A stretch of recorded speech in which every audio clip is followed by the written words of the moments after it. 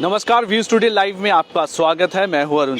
पहली बार रेलवे ने उनकी पार्किंग स्पेस को कॉन्ट्रैक्ट पर दिया, जिसको लेकर अब एक विवाद जो है इस पर निकल आया है, क्योंकि जिस कॉन्ट्रैक्टर को ये कॉन्ट्रैक्ट दिया गया है उसे पोजीशन मिलने में काफ़ी मुश्किल हो रही है, क्योंकि उसका विरोध वहाँ की टैक्सी यूनियन कर रही है। लेकिन टैक्सी यूनियन के अपने कुछ उनके तर्क हैं। उनका कहना है कि जिस तरीके से ये पोजीशन दी जा रही है वो सीधे आने वाले समय में रेलवे अथॉरिटी जो है यहाँ पर इन लोगों को यहाँ से निकालना चाहती है। ये कुछ आरोप उन्होंने लगाए हैं, लेकिन वहीं पर अब पोजीशंस को लेकर एक बड़ा इशू बन गया है। कुछ आरोप भी उन्होंने लगाए, पर इस पूरे मामले को लेकर अब कॉन्ट्रैक्टर जो हैं जिन्हें ये कॉन्ट्रैक्ट दिया गया है वो खुद सामने आए हैं। रविंदर मनहास हमारे साथ हैं।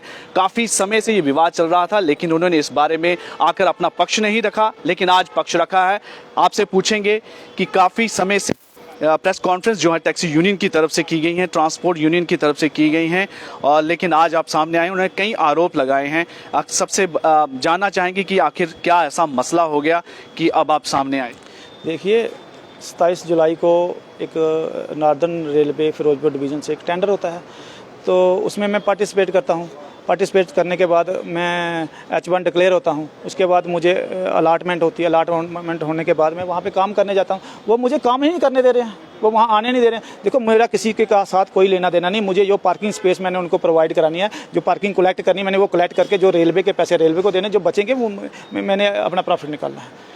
लेकिन उन्होंने एक इसमें आरोप लगाया कि जो कॉन्ट्रैक्ट की कॉपी वो दिखा रहे थे, जो टेंडर वगैरह हुआ है, इसमें बैरियर की कहते हैं कोई बात नहीं हो, लेकिन आप ज़बरदस्ती जो है वहाँ पर एक बैरियर लगाना चाहते हैं, जिससे उन्होंने विरोध किया। उसके बारे में क्या? देखिए सर, जितनी भी पार्किंग होती हैं उसमें बैरियर लगाता है। कोई व्हीकल आ रहा है, कोई जा रहा है, उसको मॉनिटरिंग करने के लिए बैरियर होता है। अब ये कहते हैं कि बैरियर, इनके पास क्या अथॉरिटी है? ये इनकी टैक्सी यूनियन है, इनके पास अथॉरिटी नहीं है बैरियर रोकने की। वो रेलवे रोके, मुझे रेलवे रोके, जिन्होंने मुझे टेंडर दिया है। मैंने उसको पार्किंग को मैनेज करना है, तो मैनेज करने के लिए मुझे बैरियर तो लगाना ही पड़ेगा ना। जो टैक्सी इन हो रही है, आउट हो रही है, तो मुझे कैसे मॉनिटर करना है? कितनी टैक्सी है वो कैसे मीटर, वो उसमें रीडर लगा होगा, वो रीड कर लेगी कि आज 100 टैक्सी आई है, 200 टैक्सी आई है। अब ये यही नहीं चाहते कि ये 100 टैक्सी घुसा के तो कहेंगे कि 50 ही ली हमने, उसके बाद रीड हो जाएगी, पता चल जाएगा, उसमें रिकॉर्डिंग होगी, सब कुछ होगा। अब ये यही नहीं चाहते, फिर रोज़ की लड़ाई बन जाएगी कि हमारी 50 टैक्सी आई हैं, मैं कहता हूँ 100 आई हैं। तो ये घपले के लिए ये नहीं चाहते कि बैरियर लगे। एक दूसरी बात उन्होंने ये भी कही है कि कॉन्ट्रैक्ट में जिस तरह से कहा गया है कि मंथ जो एक फिक्स्ड की गई है कितना इनको पैसे देने हैं, ट्रैक चाहे वो टैक्सी हो या बस हो, मेटाडोर हो, सब ऑटो वगैरह सब मिलाकर। लेकिन बैरियर लगाने का मतलब ये है कि जितनी बार वो आएगा जाएगा, ये कहीं ना कहीं उससे उस हिसाब से जो है वसूली करेंगे। ये हमारा जो है सबसे बड़ा एक उनका विरोध था। वो उसके बारे में आप? ठीक है सर, देखिए, जो एक गवर्नमेंट रेलवे ने मुझे रेट लिस्ट दी है, उसी के हिसाब से मैंने पैसे लेने हैं। मंथली बेस पेमेंट से पैसे लूँगा। वो एक बार आए, 10 बार आए, 50 बार आए, उसका कोई पैसा नहीं लेना है। जो मंथली उनकी फ़ी बनती है 1200 रुपया प्लस GST कुछ होगा टैक्सी का, मैंने वही पैसे लेने हैं। उसके बाद वो ऑलरेडी पैसे पे कर रहे हैं, वो ऑलरेडी पे कर रहे हैं, वही पैसे उन्होंने मुझे पे करने हैं। पर फ़र्क यहाँ पे आता है कि वो ज़्यादा टैक्सी होने के बावजूद कम टैक्सियों के पैसे देते हैं। अब मैं वहाँ पे रीड करूँगा बैरियर के थ्रू, तो जितनी टैक्सियाँ अंदर आएंगी मैं उनके उतने ही पैसे लूँगा ना। बस फ़र्क यही पे आ रहा है। यही वहाँ पे उनको परेशानी है कि ये बैरियर नहीं लगा। और बैरियर रोकने की उनके पास क्या अथॉरिटी है? अगर उनको लगता है कि मैं गलत कर रहा हूँ तो वो मेरे खिलाफ FIR करवाएँ, जाएँ। मुझे पे अटैक करने की क्या ज़रूरत है? लॉ, अपने कानून अपने हाथ में क्यों ले रहे हैं? मुझे काम करने दें। जब मैं गलत करता हूँ तो मेरे खिलाफ शिकायत करें। कहीं ना कहीं इस बात को लेकर ये भी निकल के आई, उनके आरोप निकल के आए हैं कि रेलवे अथॉरिटी के साथ एक मिली भगत है कॉन्ट्रैक्टर की, कि इस तरीके से एक ऑर्गेनाइज तरीके से जो है यहाँ पर पूरी तरह से इनको अलग करना है और इस पूरे एरिया प्रीमाइसिस को जो है कैप्चर करना है, ताकि आने वाले समय में जो मंथली बेसिस पर जिस तरह से कॉन्ट्रैक्ट में लिखा गया है, फिर उसको डेली बेसिस पर कर दिया जाएगा। कोई जितनी बड़ी आएगा वहाँ पर इनकी यूनियन के जितने भी जो वहाँ पर व्हीकल्स हैं उनसे उस हिसाब से वसूली की जाएगी। सिर्फ ये एक मौका चाहते हैं कि यहाँ पर एक शुरुआत हो बैरियर लगाकर, उसके बाद इनके साथ इसी तरह की सलूक होगा। ये एक उन्होंने अप्रीहेंशन जो उनकी बताई थी, जिसको लेकर ये इनका विरोध भी है। देखिए, जो टेंडरिंग प्रोसेस है ना, ये फिरोजपुर डिवीज़न से होता है। यहाँ जम्मू रेलवे का इसका कोई लेना देना नहीं है। रेलवे अपने आप में एक बहुत बड़ी ऑर्गेनाइजेशन है। वो एक छोटे से ठेकेदार के साथ सांठ-गांठ करेंगे, ये तो बेतुकी बात है। ऐसा हो सकता है?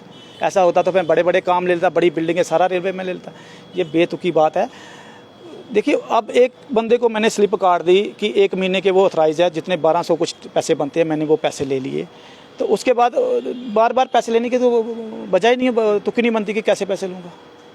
नहीं, कभी उनके साथ इस पूरे विवाद से शुरुआत में ही क्या हुई, बातचीत हुई आपकी उनके साथ, ताकि किसी तरह की आने वाले समय में, जबकि आपको टेंडर जो है अलॉट हो गया था, अब आपको पोजीशन लेनी थी इसी महीने से, तो कोई ऐसी बात आपके साथ, कोई मीटिंग हुई उनके साथ, ताकि उनके दिल में जिस तरह की कोई शक शुबा है वो दूर हो सके? देखिए, 31 को मैं वहाँ पे जाता हूँ, मेरे ऊपर अटैक करते हैं।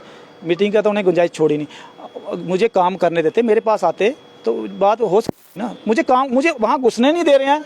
मैं वहाँ जाऊँगा, काम करूँगा, आएंगे। देखो, यूनियन एक अलग है और पार्किंग एक अलग चीज़ है। मुझे सिर्फ पार्किंग लेनी है, पार्किंग कलेक्ट करनी है, जो पार्किंग स्पेस प्रोवाइड करनी है उनको।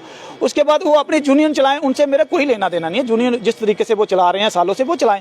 पार्किंग स्पेस का रेलवे ने टेंडर किया है, वो टेंडर मुझे मिला है, तो मुझे उसे मेंटेन करना है। जो टैक्सी आ रही हैं उनका हिसाब रखना है, रेलवे को पैसे काट के देने हैं, पक्के बिल, GST वाले बिल काट के देने हैं। इतनी बात है। वो अपना काम करें, मुझे अपना काम कर, इसमें तो कोई है नहीं है। अब उनको क्यों लगता है, पता नहीं क्या है, उनका पर्सनल इंटरेस्ट क्या है कि ये आए। सालों से वो काम कर रहे हैं। अब हर जगह ट्रांसपेरेंसी हो रही है, हर जगह ई टेंडरिंग हो रही है, ई ऑक्शन के थ्रू ये टेंडर हुआ है। बहुत सारे ओपन टेंडर था, कोई भी इसमें डाल सकता था, और बहुत सारे लोगों ने इसमें पार्टिसिपेट किया, जिसमें मुझे टेंडर मिल गया। अब दिक्कत तो इनको यहाँ पे आ रही है कि जब टेंडर होता है, जब ये टेंडर लगता है, एडवर्टाइजमेंट निकलती है, नोटिस निकलता है, तो ये कुछ नहीं करते हैं। जब टेंडर मेरे नाम अलाट होता है तो ये हल्ला करना शुरू कर देते हैं। भाई, उस टाइम पहले क्यों नहीं किया आपने? 3 साल इन्होंने कोर्ट में केस हारा, ये केस हार गए। 3 साल केस लड़ा, केस हार चुके हैं वहाँ से। फिर मुझे टेंडर मिलने के बाद ये फिर कोर्ट में जाते हैं, अपील करते हैं, वो खारिज हो जाती है।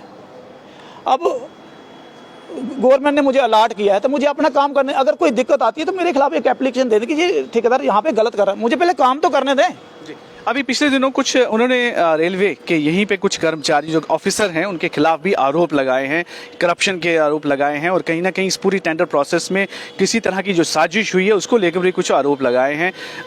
कहीं ना कहीं कुछ बताना चाह रहे थे कि ये रेलवे अथॉरिटी की सारी चाल है कि इस तरह से जो है इसको प्राइवेटाइज किया गया है और कॉन्ट्रैक्ट दिया गया है। देखो, पार्किंग के टेंडर हर जगह होते हैं, पूरे ऑल ओवर इंडिया में पार्किंग के टेंडर होते हैं। अब रेलवे, मैं रेलवे का मेरा पहला काम है। अगर तो मैं पुराना काम करने वाला हूँ तो मेरी सांठ-गांठ आपकी जायज़ बात भी बोलना बनती। मैं पहली बार रेलवे में काम करने आया हूँ। अब ये लोगों को तकलीफ़ है कि कोई बाहर का आएगा तो हमारे राज खुल जाएंगे। बस इतनी सी बात है कि हमारे राज खुल जाएंगे। वो किस तरह के राज आपको क्या लगता है कि क्या जिस तरह से वो पेमेंट देते थे जो उनके साथ, जब इनकी इलेक्शन होती है यूनियन की, टैक्सी 700 से ज़्यादा पार्टिसिपेट करते हैं, 700 से ज़्यादा टैक्सियाँ हैं, 700 से ज़्यादा टैक्सियाँ वहाँ पे चलती हैं, और ये 350 के पैसे जमा करवाते हैं। पूरे 700 के क्यों नहीं कराते आज तक? रेलवे को लगाना कि कहीं ना कहीं ये पैसे नहीं जमा करा रहे हैं, तो एक कॉन्ट्रैक्टर होगा, वो रीड करेगा। अब रेलवे के पास नहीं स्टाफ होगा रीड करने का। पहली बात है, तो हर जगह ट्रांसपेरेंसी हो रही है, टेंडर हो रहे हैं। कोई टेंडर लेगा जिसको रेट अच्छा लगेगा। 3 साल का मुझे टेंडर लिया, 3 साल के बाद कोई और आ जाएगा, उसके अगले 3 साल में कोई और आ जाएगा, जो ज़्यादा पैसे गवर्नमेंट को भरेगा वही टेंडर ले। कहीं ना कहीं लगता है कि जिस तरह से टेंडर जो हुआ है उसमें जो टर्म्स एंड कंडीशन रखी गई हैं उससे कहीं अलग हो के आप जो है वहाँ पर अपना काम जो है नहीं चलाएंगे, क्योंकि उसमें जो फिक्स किया गया है रेट वैसा ही रहेगा और उसी तरीके से जो इनको काम करने दिया जाएगा। जिस तरह की, हालांकि वो कह रहे थे दखल जरूर होगा, इसलिए उसको लेकर ज़्यादा उन्होंने अपनी आशंका जताई। सर, जो रेलवे से रेट फिक्स हुए हैं, ऑलरेडी हुए हैं, वही रेट मैंने लेने हैं। उसका मैं जो रेट लिस्ट है उसका बैनर बना के बड़ा लगा दूंगा। किसी ट्रांसपेरेंसी से काम करूंगा, किसी कोई दिक्कत नहीं है कि सबको पता है कि ये रेट है, वो सारा सामने आएगा। अब मीडिया कर्मी आएंगे, वो देखेंगे कि ये रेट है, कोई ज़्यादा लेगा तो उसी टाइम पता कि ये ज़्यादा क्यों ले, सामने लिखा होगा, तो उसमें ज़्यादा लेने का कोई तुक बनती नहीं है।